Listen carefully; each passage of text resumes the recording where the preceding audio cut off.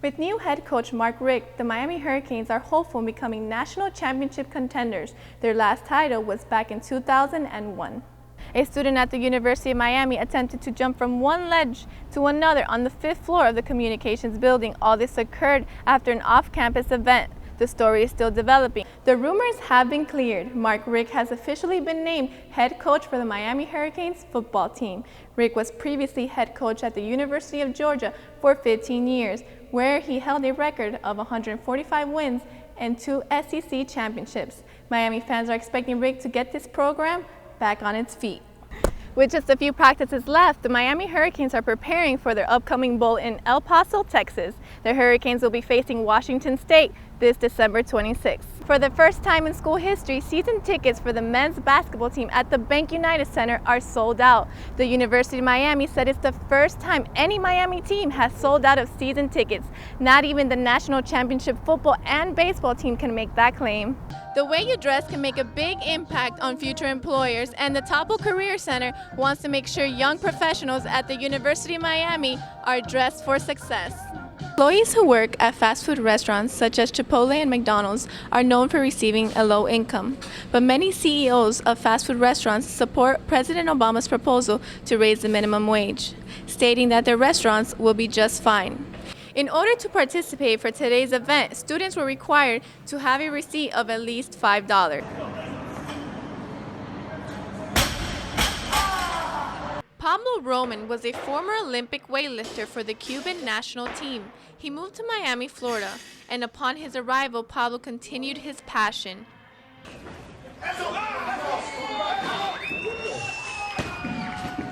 Pablo instructs his CrossFit athletes on the proper techniques. His athletes have won several state and national titles. Pablo manages to still compete as well. Pablo tells us about his journey to America. He also describes his passion and love for Olympic lifting.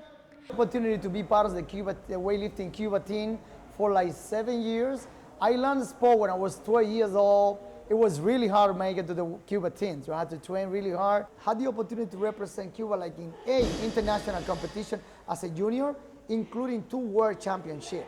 After a devastating injury that could have ended his career, Pablo decided to come back to the sport and managed to prove himself yet again. Regardless of my injury, I was able to come back and recover. And then I proved that I was one of the best in the country again. He first started as a physical education teacher. In 2012, Pablo decided to open his own CrossFit after being inspired by his son. I don't even know what was CrossFit at that time. But he came to my house, he was visiting me and said, "Hey Dad, you need to look into this. There is something that is called CrossFit on the market that includes a lot of weightlifting."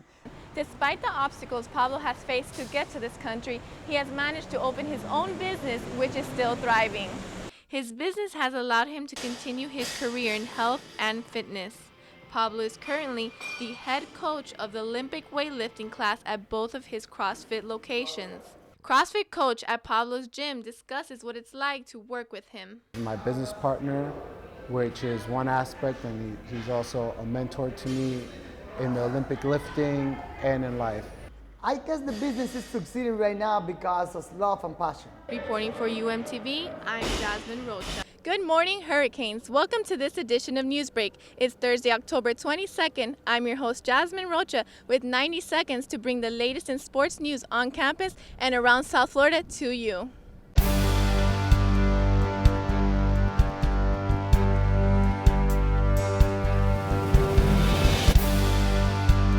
Things are looking up for former NBA player Lamar Odom. Odom is no longer unconscious and has been making miraculous progress, according to his family. As of Monday night, he was airlifted and transferred to a Los Angeles hospital. Odom has reportedly taken his first few steps and is showing good signs to the road to recovery. His family continues to remain by his side in this time of need. After losing 3 games in a row, the Dolphins were looking pretty out of shape. But after some coaching changes, they have made a miraculous comeback, trumping the Tennessee Titans with a score of 38-10.